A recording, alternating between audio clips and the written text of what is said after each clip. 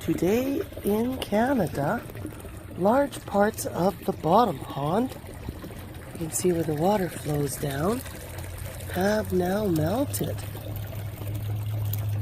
And the hornwort that was stuck in the ice will become unstuck and it'll start to regenerate if the weather stays nice. And I can see the goldfish down there. They're looking good. And they appear to have fixed themselves. They're not laying on their side anymore after the first initial temperature drop, because our ponds are relatively small considering larger natural ponds. And of course, the smaller the body of the water, the faster the temperature will drop when the weather takes a turn for the worst. And I've only noticed the goldfish to lay on their side, and it happens every year. It's always the same thing. I don't worry about it. And it's never affected the koi. And it's never killed the goldfish. I mean, they'll lay on their side sometimes for a couple of weeks, and then they'll fix themselves, and by Christmas they're usually all fine again. Look at this, the hornwort. This piece here is still stuck in the ice, and ooh, the water's cold, but when the ice melts it'll free itself. And look at how hardy and beautiful that hornwort is. Like, don't you all want to have hornwort? Unfortunately, not everybody can, because it's a noxious weed in a lot of states.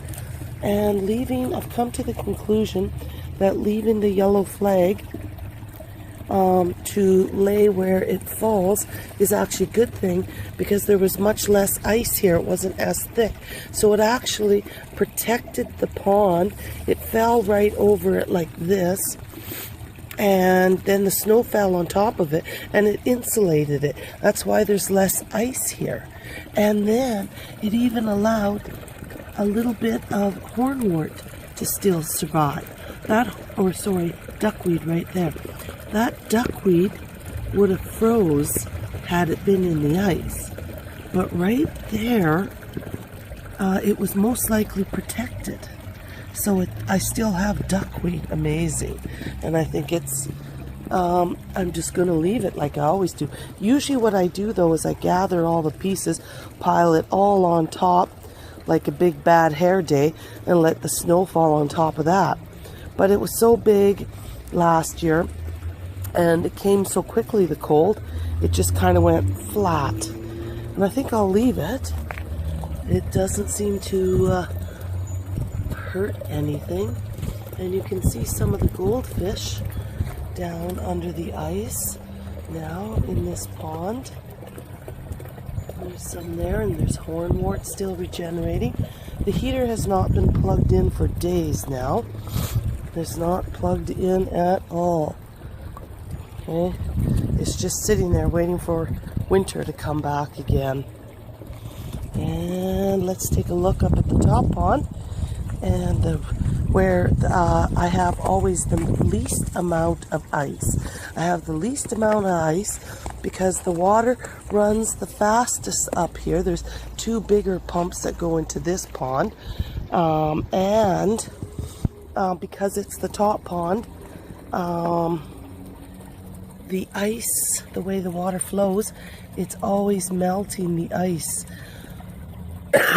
Trying to get rid of that cold. It's going away. I'm feeling better.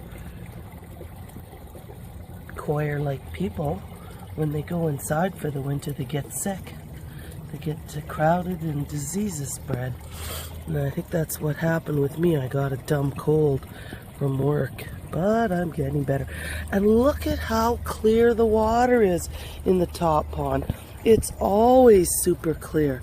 The top pond will be the cleanest pond, even though there's a little rotten crab apple stuck right there in the ice. And there's some plant and leaf matter that could come out caught in the hornwort, but I'll just leave it because when it defrosts, the hornwort will grow again like over here. It doesn't matter that it's ice cold, the hornwort is still growing, still looking good. And look at those big, beautiful koi in ice-cold running water. And they said it couldn't be done. Wait till I find my thermometer, because my water temperature from top to bottom is usually about 31 or 32 degrees. And they claim that that's not ideal. Well, you tell my koi that it's not ideal. And how dare they grow over the winter and look so good in ice-cold running water. It's just simply a myth. Too many people worry more about the cold water and less about the water quality. And the water quality falls when you shut all your filtration down. And I never get ugly pea green water, never. I don't even have a UV sterilizer. I've never owned a UV sterilizer in all the 24 years I've had a pond. I haven't needed one except for the very first year. I had pea green water because it was like 24 years ago, and when you first set up a pond and there isn't a balance and there isn't live plants and stuff, it took me a month or two to balance it, and then it was fine. And ever since then, the water's been crystal clear.